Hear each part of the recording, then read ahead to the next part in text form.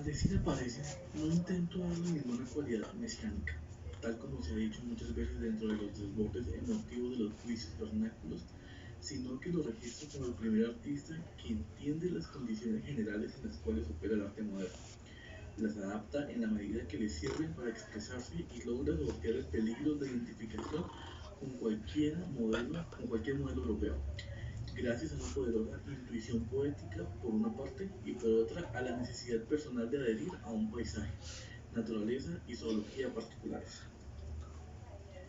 A Obregón lo ilumina su comprensión de la pintura actual, lo acomoda en su estilo peculiar, su vivencia real de la poesía de las cosas y lo salva su vitalidad un poco bárbara, que así como lo libra de toda significancia, jamás le permitiría pintar rostros aullantes a lo Bacon. Por ejemplo, cuando la fidelidad de su memoria lo liga siempre al espacio abierto entre el mar, el cielo, la cordillera o los manglares imaginarios. Si insertamos el caso de Obregón en la pintura colombiana y enseguida en la pintura continental, le hallamos resonancias diferentes. En Colombia, sin duda alguna, es el primer hombre de la pintura moderna. En el continente, en cambio, resulta el cultivador extemporáneo de un género ya extinguido, el paisaje, el cual añade para colmo el anacronismo, la flora y la fauna. Analicemos esos puntos. Su acceso a la pintura moderna está marcado por un periodo netamente formalista, como la notación prolija y muchas veces laboriosa y sin brillo de un nuevo lenguaje. Obregón va creando pautas dentro de la forma, sus preocupaciones por descomponer la forma en sus elementos constitutivos y organizarla según una nueva legislación estética. No tienen antecedentes dentro de las aludidas vulgarizaciones de la generación que le precede. Pero lo importante es que no trabaja el análisis y síntesis de la manera de los cubistas europeos que lo anticipan en 20 años, sino que reconstruye los materiales dispersos por un análisis que nunca es demasiado estricto, según un orden personal en el cual añade piezas y las va sumando, aglomerando y apilando para crear nuevos núcleos artificiales de interés, tal como si un organismo vivo, una figura, un ave, una mesa, un pez, pudieran deducirse nuevos orgasmos vivos en cambio de un nuevo organismo abstracto de sentido puramente estético. Para ilustrar esta idea, por ejemplo, cuando Black o Picasso, cubistas desarticulan una jarra real, vuelven después a articularla hasta crear una jarra pictórica, donde volvemos a encontrar, ya sin función y dentro de una disposición original y gratuita, los elementos constitutivos de la jarra, el bocal, la base, el contorno redondeado, el asa, etc. En cambio, cuando Obregón destripa más bien que desarticula una figura o una cosa, va inventándole y añadiéndole nuevos elementos al reorganizarla. Así, una naturaleza muerta puede convertirse en una torre de cosas que antes no existían sobre la misma. Un espacio se puede complicar con fechas, signos, núcleos de formas imprecisas, construcciones abrigadas que son casi orgánicas. De tal manera que, mucho más que análisis y síntesis, su trabajo incluye la destrucción y la invención.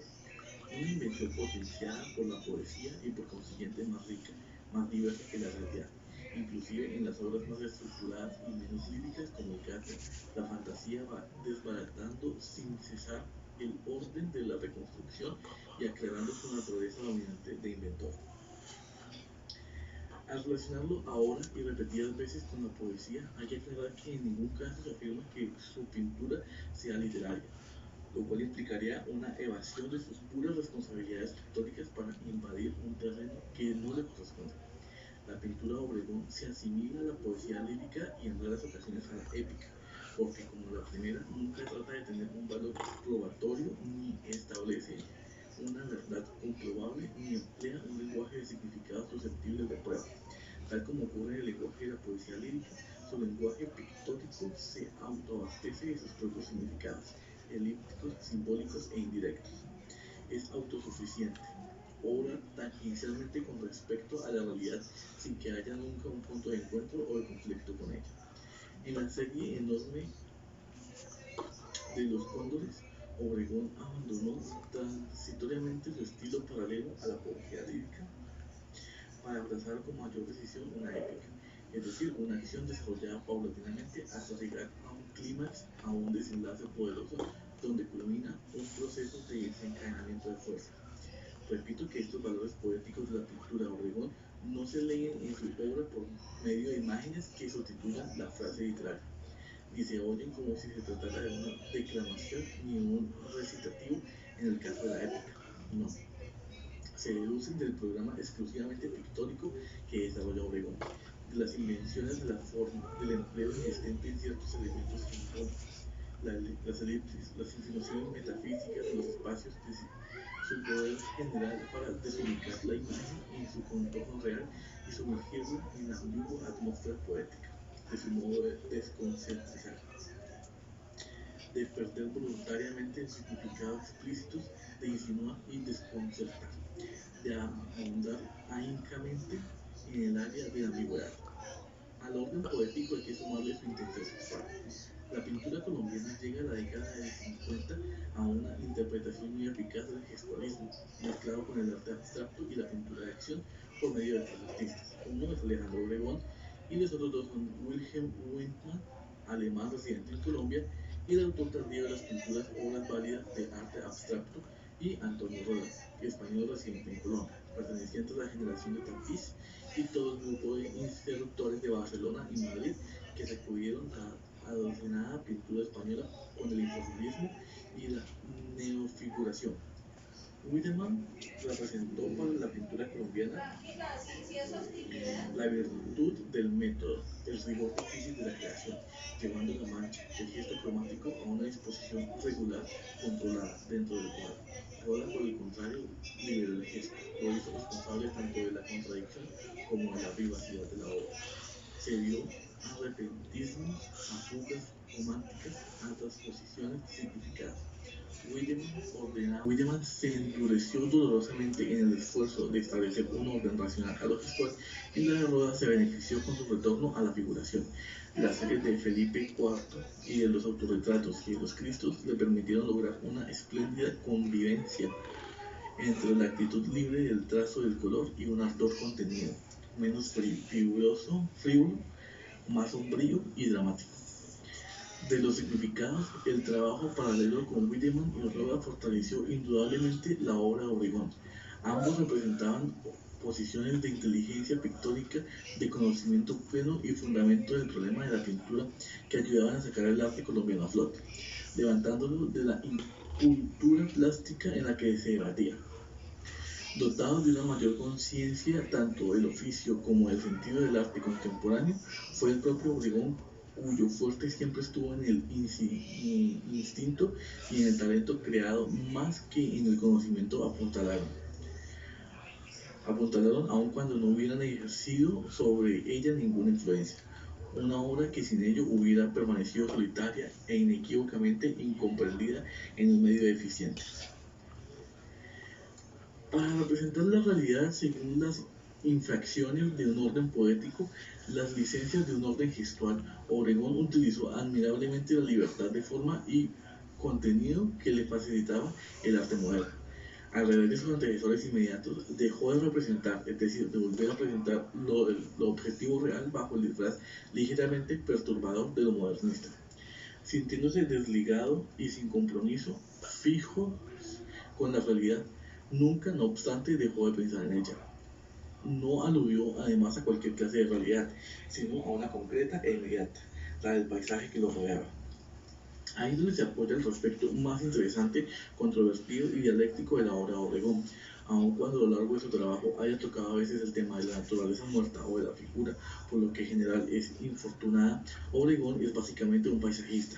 Cultivar tal género en nuestra época no como un pretexto pictórico, como pueden ser los paisajes del francés de Staël, por ejemplo, donde masas de color se disponen en una relación puramente abstracta con otras zonas de color, o los paisajes famosos de Dubuffet, que consisten en cortes arbitrarios de capas de tierra para que el pintor pueda especular con un color o con toda clase de materiales en relieve, sino como un género descriptivo a través del cual se expresa una circunstancia específica de la naturaleza. Parece a primera vista un acto del arcaísmo. Sin embargo, frente a su obra, ese comportamiento supuestamente arcaico toma su verdadero sentido. se torna un acto de valor, una conducta independiente frente al pánico irrestricto de marginales en las corrientes de moda, que acomete a la gran mayoría de los artistas actuales. Pero hay que establecer la diferencia entre el coraje y la novedad en con que Obregón reviste la condición de paisajista y anquilosamiento que el género del paisaje como tal padece cuando lo emprenden otros artistas. Por ejemplo, cuando un pintor colombiano como Gonzalo Ariza emprende el tiempo con Obregón la tarea de hacer una pintura paisajista, su pasatiempo, su minuciosidad muerta y sin talento, sobre todo su incomprensión de la estética contemporánea, liquidan la obra. En Obregón el paisaje resulta precisamente de su amplia e instintiva comprensión del lenguaje contemporáneo. No obstante, esa comprensión no es acatamiento ni servilismo.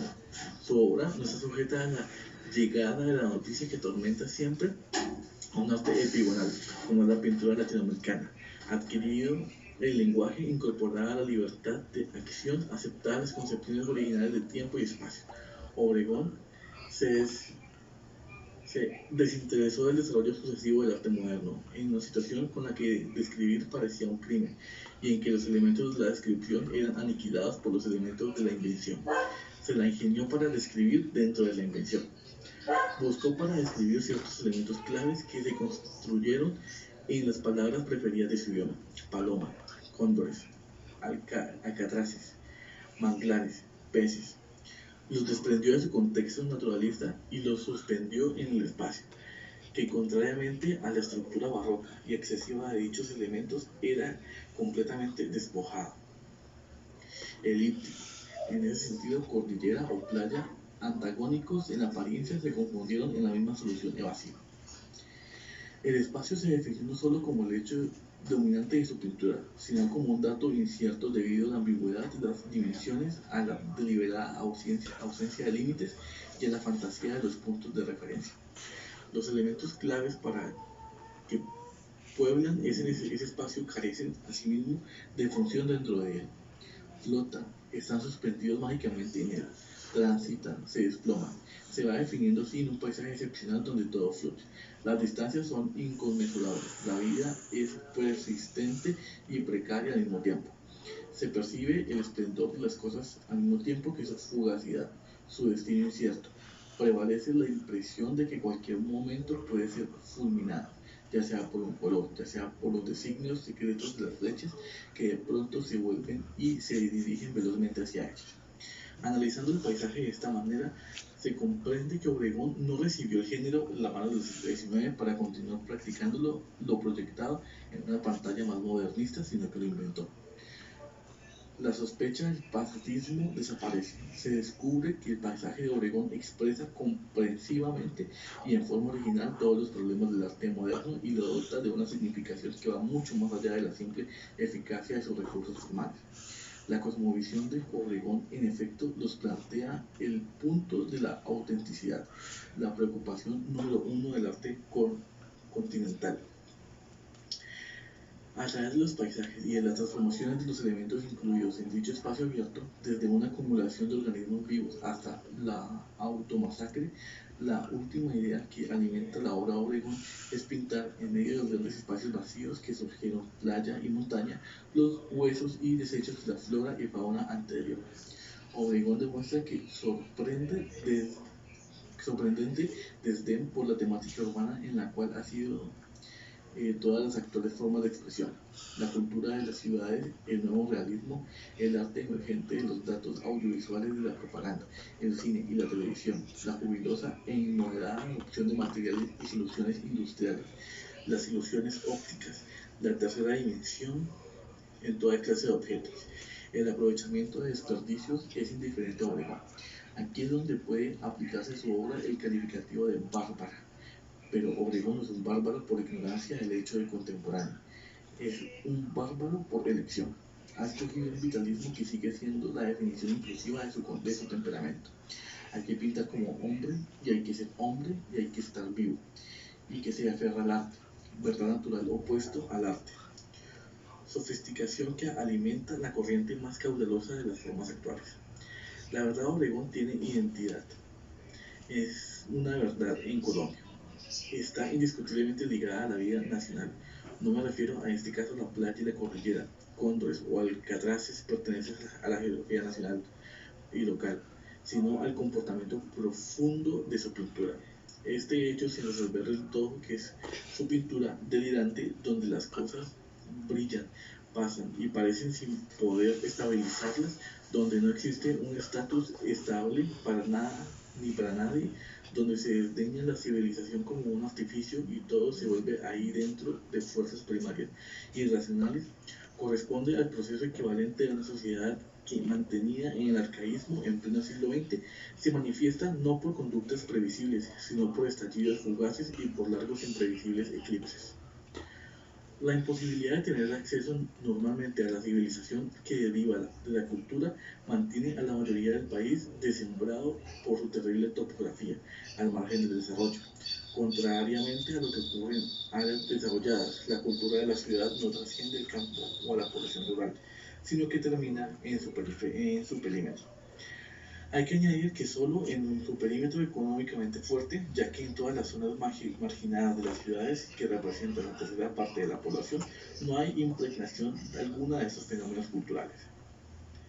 El arte que se desprende de esa élite no puede ser sino artificial en su temática, tal como lo es en sus proyecciones. Obregón se desembaraza en su obra de ese orden artificial y define, quizás sin proponérselo, un estado real de la existencia colombiana, un mundo anterior a priori, todavía espacial, zoológico y botánico, incrustado en los dos instancias límites, el mar y la cordillera.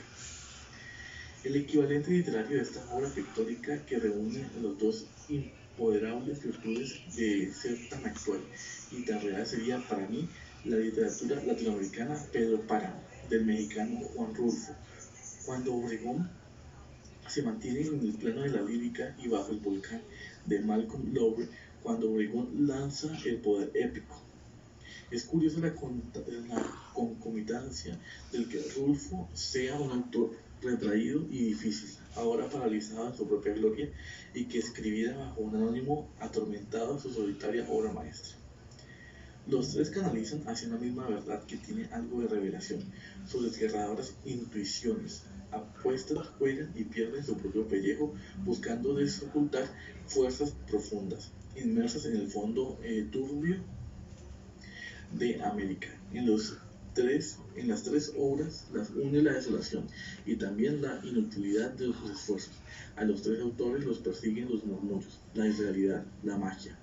En los tres hay un extraño poder de detectar a relámpagos la esencia de algo desconocido que de repente, quién sabe, es exactamente eso impenetrable e indefinible de América que todos hemos buscado con mayor o menor nostalgia, con más o menos curiosidad o ahínco. La obra de Obregón ha variado a lo largo del tiempo.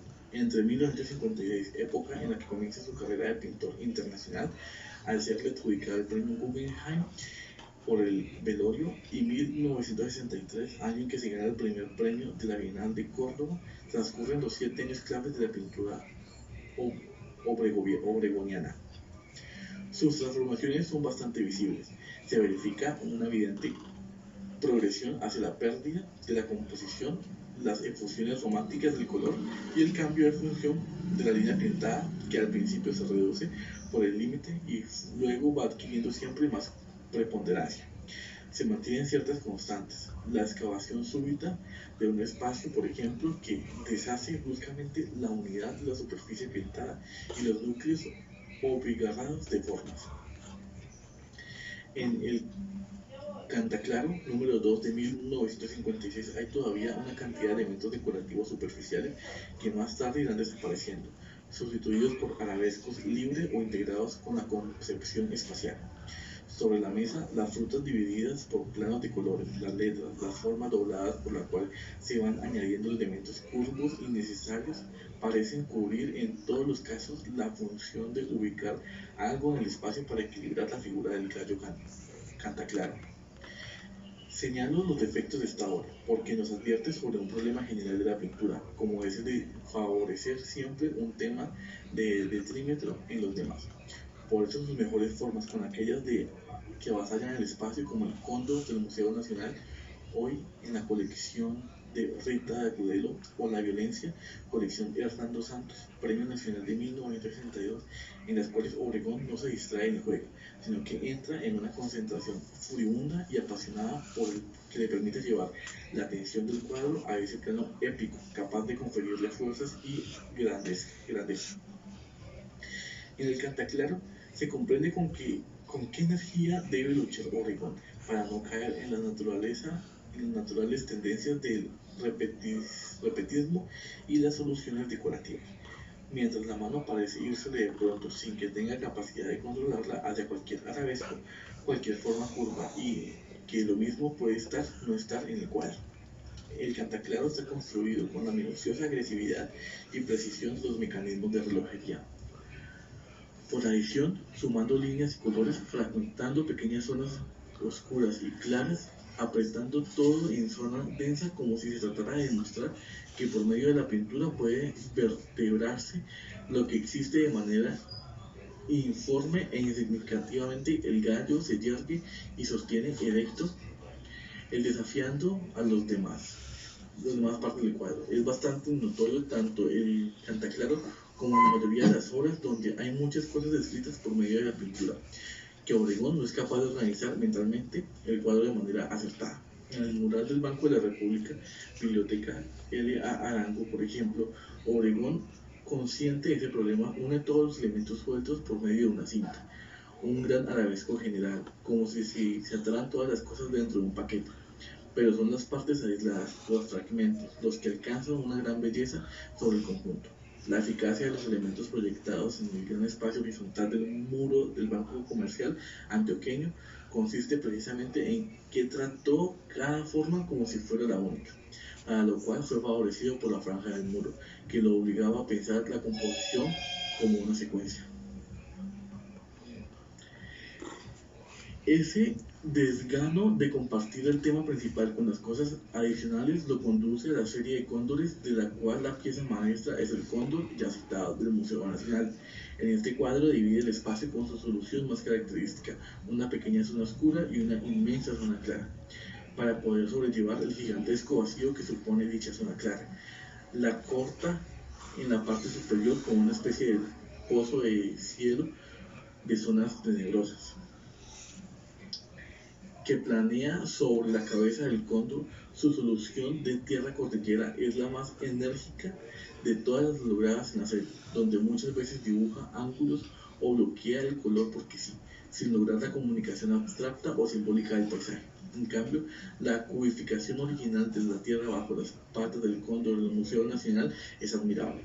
Alcanza ese punto de dureza, de terrorismo topográfico que está buscando, y desarticula esa áspera geometría en el espacio como si la convulsionaria movimientos sísmicos. Sobre tal franja arqueológica desolada, el cóndor asienta las dos patas, clava las garras y alimenta el fragmento de cordillera beneficiado con su presencia. Siguiendo las viejas soluciones empleadas por la pintura para ampliar una figura y conferirle carácter monumental, disminuye la cabeza de un tamaño casi ridículo y va desplegando el cuerpo como un gigantesco estandarte. Clava por fin ese estandarte en tierra inmediata mediante las dos garras potentes y separadas, y queda armado ese conjunto espeso, indestructible, que significa una continuidad cordillera-ave-estandarte-nube, con una precisión admirable. Levantado el monumento y cimentada su potencia épica, Obregón comienza enseguida el trabajo contrario. Empieza entonces a descalificar mediante actos sueltos de poesía lírica un tono excesivamente poderoso y que podía caer en la oratoria. Va excavando por medio de pequeños parches violentamente cromáticos la omnipotencia del cóndor. Un collar irrisorio y fulgurante le estalla en el cuello. Las alas oscuras dejan filtrar una semiala resplandeciente que se deshace de pronto en ramajes de hoja de colores. Mientras la fúnebre pata posterior recibe todo el peso del monumento, la anterior se disfraza de múltiples particulares cromáticas como el colcha de retazo, una pluma increíblemente leve que desloca en la cola espesa del cóndor y se desvía en el espacio,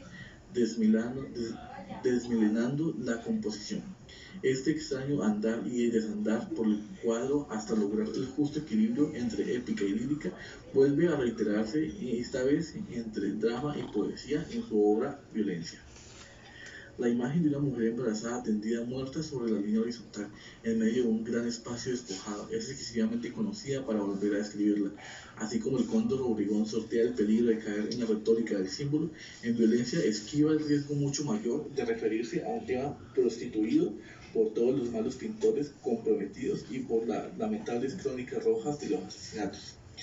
Que la mujer esté muerta reposando, que su vientre distorsionado tenga también mucho del paisaje de colina tremenda, que el asesino no exista ni sea nadie visible, que la sangre caiga en tierra sin la menor espectacularidad y que ese crimen haya sido amortajado por el gris denso de tierra y cielo como para amortiguar cualquier estridencia. Todas son increíbles virtudes del manejo de un tema que no había sufrido más que depredaciones en las manos de los pintores comprometidos, paralelamente a lo que ocurrió con la llamada literatura de la violencia. En el aspecto técnico, Obregón repite el juego dialéctico del cóndor. Cuando el funeral está terminando y el cuadro alcanza ese gris sin relieve donde parece la tragedia, Obregón coloca sobre el rostro la máscara de colores. Insiste una vez más en esa luminosa construcción poliédrica, tramada con los tejidos donde se agolpa el color cruzado con sus invencibles amarillos, yendo más allá de la solución estrictamente pictórica. Se advierte de nuevo su voluntad simbólica de alcanzar contenidos indirectos, de hablar de vida y muerte, de claridad y tinieblas, de intrincados, llenos y vacíos. No hay gran cuadro Obregón donde no se descubra ese itinerario secreto, mantenido por debajo y a través de su pintura, circunstancia que lo coloca al margen de los actuales. Todas las tendencias de estos últimos se dirigen en efecto hacia el cuadro. Una vez terminados, el cuadro o el objeto, la obra, tienen una presencia física y concreta. Para Obregón, el cuadro, una vez terminado, es entre ser o estar. Aunque gramaticalmente resulten verbos paralelos, hay una gran diferencia. Obregón concede a su obra capacidad de vivir más allá de lo físico, mientras una tela de Santiago Cárdenas en Colombia, como de Rosenstein en los Estados Unidos, se entrega únicamente a la existencia física. En 1963, la Barracuda de Obregón, atravesando un mar de aire, gana el premio a la Tercera Bienal de Córdoba, Argentina, afrontando la tremenda oposición de los sectores latinoamericanos que consideran que fuera de los nuevos formalismos y la cibernética no hay salvación para las culturas dominadas. Los pleitos que suscitó ese premio fueron esclarecedores para determinar las tendencias, tanto artísticas como críticas, que dirigían el arte en ese momento. El cuadro favorecido expresaba un punto de crisis en la pintura, desarrollada tal como lo hemos visto a partir del 56, comparada con el Cantaclaro de dicho año. La Barracuda, casi 10 años después, representa la fractura absoluta del sistema compositivo. Sobreviene una sospechosa tendencia a la fuga en las líneas que salen de la base del cuadro en la gran mancha diagonal que va a su encuentro, en la mancha superior que se desplaza fuera de la tela, en el pez que la persigue. El vacío carece de tensiones y las líneas de adorno enteramente gratuitas tratan de aglutinar las formas dispersas, como en el mural del Banco de la República antes citado. En este cuadro disuelto de Songazo solo queda triunfante la poesía menor a la cual Obregón sigue siendo maestro. Los dos pescados, el lacónico que boquea en la parte inferior del cuadro y el que va como una flecha desde el vacío hasta la mancha oscura que lo recibe, vuelven a beneficiarse de esa manera ardiente y efectiva de tocar la tela con el pincel, apoyando el color y luego soltándolo sin insistir más. Repiten también el apretado juego de relojería, ahora menos apretado, más libre, pero no menos brillante. En su cuadro de sobreviviente, todos los datos aislados de la pintura de Obregón están ahí, pero Obregón parece ausente. Su obra alcanza en este momento la mayor intención gestual, acompañada de la notoria pérdida de energía, y su menor intención constructiva y ética. Solo el cambio de los materiales empleados lo sacará de un periodo gratuito y sonámbulo. Del óleo al cual se mantuvo fiel durante 10 años pasa a los acrílicos. En un principio debe luchar contra ellos, ya que las nitidez de las tintas con base de acrílico parecen conspirar fundamentalmente contra sus magníficos grises y contra su capacidad para cortar y ensordinar con ellos a los amarillos, rojos y azules. Al principio resulta insólito ver el horizonte, los vacíos espaciales y las aves y peces que los atraviesan, definidos en este material de valla publicitaria. Quedan artificialmente incendiados y el ojo se retrae. Se borra el contrapunto de esas zonas frías y cálidas y gran parte del misterio se desvanece. A primera vista los acrílicos se incorporan a la pintura de Obregón más por capitular ante lo actual que verdadera necesidad técnica. Aun cuando la pintura ya realizada por Obregón no podía nunca ser demolida, ni siquiera rozada por generaciones más audaces que han entrado resueltamente en la órbita de Estados Unidos, el esfuerzo de nadar contra la corriente debe ser a larga extenuante, ya que se mantiene firme con respecto a sus nuevos temas pictóricos, que considera que lo suyo es verdad y lo demás un juego hábil y barato que se puede producir y vender en serie. Se da entonces el lujo de experimentar con la pintura sintética, sin cambiar la índole de su lenguaje. Doblega la pintura con base de acrílicos, que parece conducir inevitablemente su representación de signos y símbolos al tratamiento del cartel. Sigue manejando su idioma indirecto, pero sin embargo un cierto tremendismo desconocido anteriormente en su trabajo, quizá producido por esa misma pugna entre la independencia del material y la voluntad del dominio del pintor, da a sus nuevos cuadros un aire mucho más resuelto e intrépido de los anteriores. No se trata exactamente de que haya recuperado la disposición épica triunfante del cóndor del Museo Nacional. Aquel aire se manifiesta a través de la reiteración de los signos, la presencia impositiva de flechas, marcas, líneas, guías, vuelos circulares. A la grandeza del movimiento épico se sustituye en la serie enviada a Sao Paulo en 1967, del dinamismo de las situaciones violentas, la irregularidad de los vacíos y el descontrol controlado de los colores. Asimismo, y pese al vigoroso renacimiento de Obregón en acrílicos, hay algo de patético y conmovedor en el destino de su pintura. La suerte de la obra de Obregón está echada. Escribe la mejor historia de arte colombiano del siglo XX, pero ya es historia. No tiene seguidores en Colombia, porque quienes le siguen viven plenamente y a veces auténticamente la situación artificial de una cultura urbana satélite. Al dejar por fuera los problemas del sexo, la pornografía, la valla publicitaria, los traumas de la Coca-Cola y el Elvis Presley, las experiencias ópticas derivadas del LSD y los juegos de parque de diversiones, su pintura queda automáticamente excluida del juego actual. La velocidad que imprime la estética del deterioro ha desembocado en el hecho de que los grandes pintores sean historia cuando debían ser presente y que la actitud, no su edad ni su productividad, lo repliegue y condene a esa inmovilidad histórica. Obregón no es un caso único. También es el caso de otras gentes importantes, verdaderas y genuinas del arte latinoamericano, como el chileno Roberto Mata, el ecuatoriano Tabara, el peruano Fernando de Cislo, el mexicano Tamayo. Impulsado por la necesidad de celebrar sacrificios humanos al público, demasiado desconcertado por las avalanchas que lo pisotean por todos lados como para defender con criterio justo los valores que lo rodean, hablan entonces de decadencia o de anquilosamiento, una crítica nefasta que levanta la bandera de cualquier vanguardia por terror a ser tildada de provinciana o pasatista. Favorece tal injusticia. Si nuestras pequeñas culturas satélites alcanzaran a comprender por un instante la debilidad que se manifiesta en esos injustificados pánicos de quedarse atrás, pensarían dos veces antes de enterrar a sus artistas vivos. Es imposible afirmar que Obregón marcó el camino que se debe seguir para una pintura nacional con personalidad propia.